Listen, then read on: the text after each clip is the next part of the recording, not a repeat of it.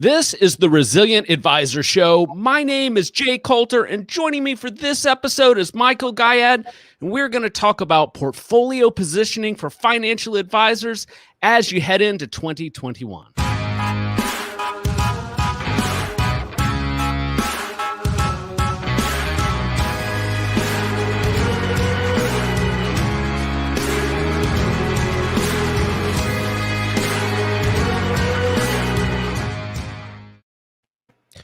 Michael Gayed is the publisher of the Lead Lag Report. He is one of the co-founders of the ETF think tank and a well-known portfolio manager on social media. Earlier this year, right before the election, Michael came on and gave the perfect prediction. It does not matter who wins the election. It was one of the most viral clips we had of the Resilient Advisor Show this past fall. Michael, I think it helped a lot of people as they were thinking about their portfolio positioning heading into the election. Today, we're going to focus, what do you do heading into 2021? So I want to start with a clip from a recent guest that I had on the show, Lenore Hawkins, the chief macroeconomist at Tematica Research. The only thing that's really keeping this economy in positive growth is actually the stock market. What do you think about her comments? Depends on which economy.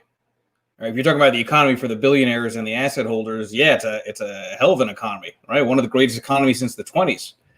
For everybody else, not so much. It kind of goes to that K-shaped kind of argument about what's happened coming out of COVID.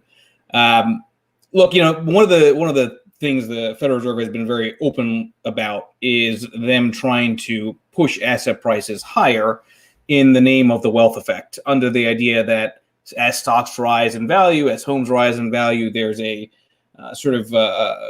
there's a mechanism there for people to feel like they have more money, to have them spend more, to create inflation, to create growth. The problem is more and more the world is being divided between the asset holders and the income holders. The income holders really don't have any income to hold given where yields are. So I would be a little bit more careful, I think, personally, in terms of sort of thinking about this idea that we're in this boom economy. It's not a boom for a lot of people that are suffering out there. Yeah, and that's true all over the world, right? Global phenomenon, right? I mean, it's remarkable, right? This one of these things I kind of have been ranting on is this idea that you can't argue that for stimulus at the same time as argue that we have to stop this wealth gap from widening, because there is a direct link. In the midst of the pandemic, when all the talks were coming out about stimulus checks at $1,200 going out to households, I made the case that, I'm sorry, that $1,200 is going to be nowhere near what asset values will increase in value by. So it only then widens the wealth gap. And every single iteration of stimulus, even though it's done in the name of economic growth, the reality is it's done in the name of very wealthy asset holders who directly benefit from it. And when you really think it through, even if you were to say, well, let's tax all these very wealthy billionaires and ultra millionaires who benefit from this asset price inflation, well, you tax them to give that money to everybody else. What's everybody else going to do? They're going to go back and go on Amazon and spend that stimulus. It's going to go right back to the billionaires and the ultra millionaires. So, it's a strange dynamic to think that we're in this kind of sudden growth economy when unemployment is still so high, and when you have a lot of people that are basically just struggling to make ends meet. Yeah, if you're watching this live on LinkedIn, Twitter, Facebook, or YouTube, and you want to ask Michael a question, just post a comment and it flows through to the studio, and I'm happy to pose it to Michael. If you're on Twitter and you're not following Michael, you're missing out. Michael, earlier this week, you had posted some stuff about the Shiller PE ratio. Given the things that we're talking about now, as it relates to just fiscal inflation and the economy struggling, do PE ratios matter? And what does a financial advisor do when constructing a portfolio when looking at this chart? You always got to be careful in saying valuations don't matter, but in a world where everything is manipulated by central banks, I can make the case that valuations don't matter at all. And even though the Shiller PE is basically in bubble territory, we know bubbles can persist for a while, especially when you've got a printing press. So I don't know. I don't know if valuation matters as much. I do think there is a general move towards value as a style, as opposed to a metric, from an asset allocation perspective. But listen, the markets have been disconnected from the economy for a long, long time. This is kind of the most extreme that we've seen it, I think, ever. But when you look at, even beyond metric like this, if you look at just market cap to GDP, same kind of finding. You're pretty much at all-time highs. You look at leverage, all-time highs. I mean, everything's kind of related because the only way you keep the bubble from deflating is by re-leveraging more and more, blowing more into that bubble, and just try and kick the can down the road until the can finally kicks back, and it will at some point. God, so Michael, when was the last time the economy was aligned with the markets? When could you say that there was a good way to extrapolate what's going on in the economy to the stock market? March. Oh man, people are going to think I set you up with that question. Actually, no, but it's true. That's valid. I've been tweeting this out forever, right? It's the greatest depression, most bullish depression in history. All right. So prior to March this century, had there been periods of time where the economy was in sync with what we were seeing in valuations in the stock market? Yeah, I mean, probably coming out of the tech wreck would be kind of the most, I think, recent example in terms of cycles. A lot of things got very distorted on the financial crisis and then all of the QE that the Fed did. I mean, and this kind of thing with the Federal Reserve, right? The Fed was created to manipulate the markets. The Fed was created in response to the banking panic of 1907. Or banking crisis of 1907. So what happened is Federal Reserve is designed to try to stabilize markets. Okay, so they do that by lowering rates, creating more leverage, and trying to just liquefy the system. Well, they've always done that. They've always manipulated the markets. It's just they've never manipulated to the extent that we've seen when they started doing all these asset purchases, expanding the balance sheet and QE. And that's not ending anytime soon. So something did break, coming out of the financial crisis in terms of a lot of these relationships, a lot of the dynamics of the relationship of capitalism, democracy, what the Fed does, all these different things that we talk about, every single day. Yeah. So talk about a period of disconnect. The late 1990s during the tech IPO, I came across the Renaissance IPO ETF, threw it into my Y Charts account, and look at this thing. Does this look like the late 90s to you?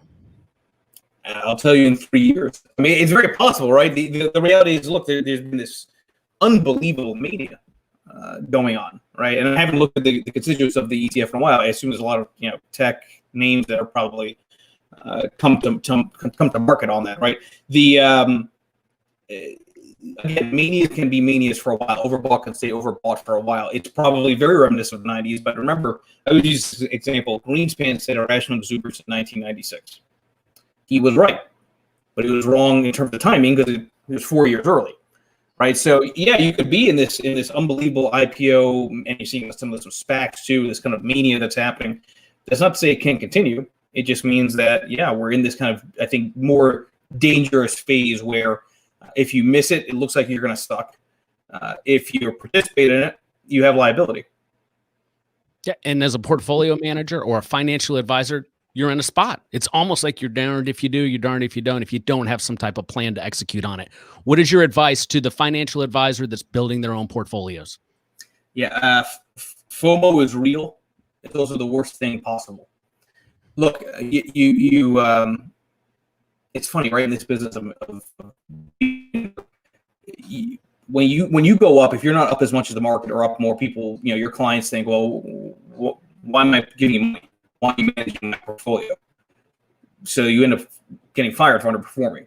When you go down, though, you can say, well, I went down with the market. The market went down, right? So you have this kind of interesting double standard, the way that advisors interact with their clients.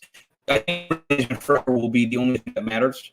That means don't get sucked into the retail mentality of chasing higher highs. Focus on trying to avoid the lower lows when they occur, and they will occur, I promise. It is not a matter of if, but when.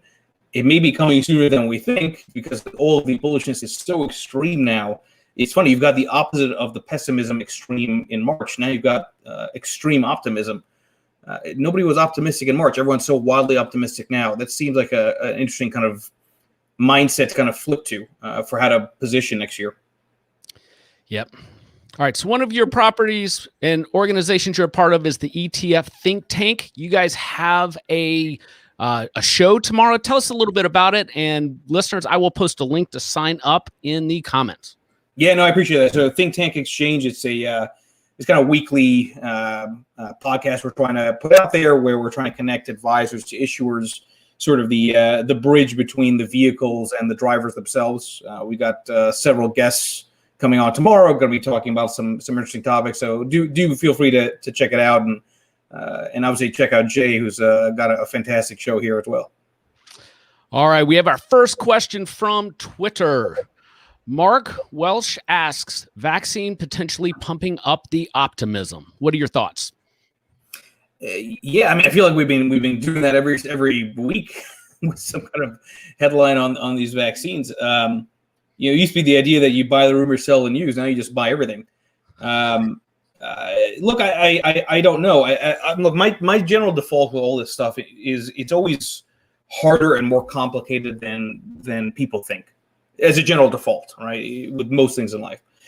So you get the vaccine. It seems like you still need to have a lot more time to see how long it lasts, from everything I've seen.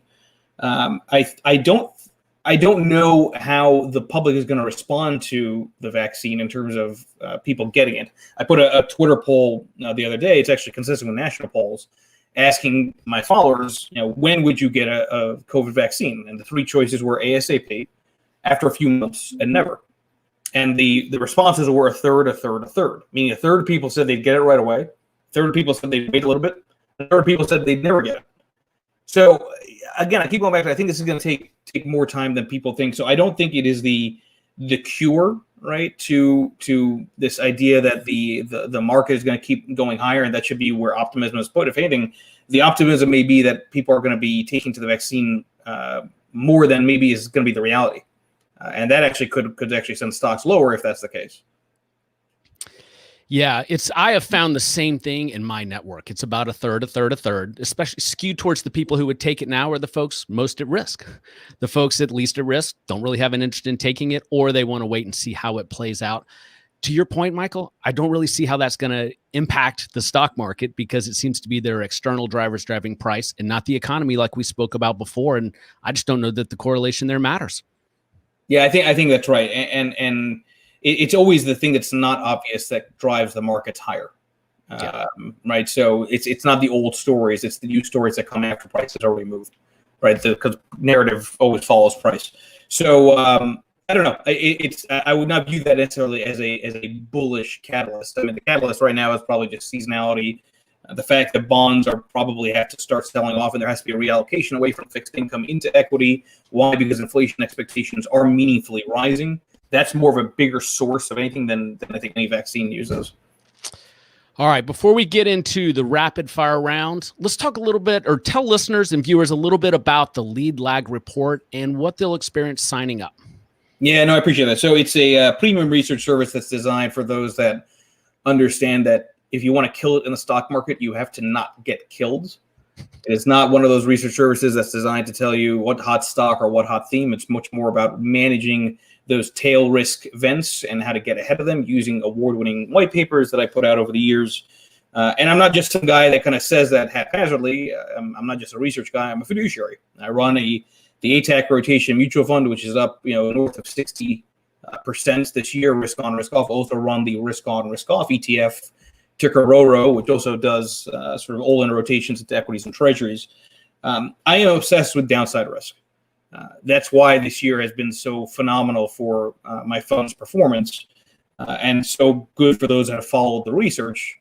The people will be reminded again that risk off matters. The problem is they'll probably be reminded when it's too late. Exactly right. I'm 47 years old. I've been around long enough to know that is the absolute truth, especially for financial advisors that want to be in business on the other side of a market correction. Michael, let's go lightning round and we'll wrap this up. You ready? This is through the lens of what financial advisors and portfolio managers should be thinking about as we head into next year. All right. Contrast your thoughts on gold and Bitcoin as an allocation in a diversified portfolio. I think both fit because the correlation is low and because you don't have any other diversifiers beyond stocks and bonds like you used to. It's a reoccurring theme on this show. All right, let's talk about value versus growth. We've been waiting forever for that rotation to occur. This may finally be the start of it because part of this reflation, excess inflation idea is steepening yield curve, which benefits commodities, and I think they're going to run conceivably in a big way. Financials, energy, materials. Tech is the most overhyped story, which makes me contrarian on the sector's prospects. And that's why growth, I think, is probably going to be weaker, because tech is really growth. As an aside, what type of trend would you like to see in value to confirm that the rotation has happened and you should have a bias towards it in your portfolios? So I put out this report on the lead lag report called the leaders and laggards. So if you see on a continuous basis those sectors which are most tied to value, meaning again energy, financials, materials, if you see continuous yield curve steepening, you see continuous dollar weakening, which is happening. Value is very much tied to reflation hope. Growth is very much tied to disinflation, because tech is a driver of disinflation. So if you see that kind of sector sort of agreement happening, which is happening here, rather than these kind of short-lived one-off, disconnected types of moves, I think if that persists for some time, then it's probably real. The biggest thing I see in advisors' portfolios is they miss out on allocations to the international space. Now, I don't blame them. It hasn't really helped their portfolio for the past 2 decades. What should advisors be thinking about today as we head into 2021 as it relates to allocations to international versus domestic? I don't think advisors recognize how much concentration risk they are taking if they don't have international, because most advisors, correctly so, have been largely overweight U.S. equities, which probably means they're largely overweight large caps, which probably means they're largely overweight 5 stocks, right? So I'd actually argue that the only way to try to counter that in a market capitalization-driven world where the U.S. has been the only game in town, the only way to diversify is to go into those areas which did not do anything, which are the international plays. And listen, especially with emerging markets, it's been a long time since we've seen a cycle that favored them. I've been wrong many, many times thinking that finally the time would come for emerging markets to run. If commodities do run, if you see kind of global infrastructure spending, if you see the dollar continue to weaken and reflationary hope persist, emerging markets could finally move. And especially under a Biden presidency, you remove some of these tariffs, you're going to start seeing some new highs there. Excellent. Michael, thank you so much for coming on. It's always fun to interview you because I can throw anything at you and you've got an opinion on it, and you're a great asset to the advisor community. Thank you so much. Thank you. Appreciate it.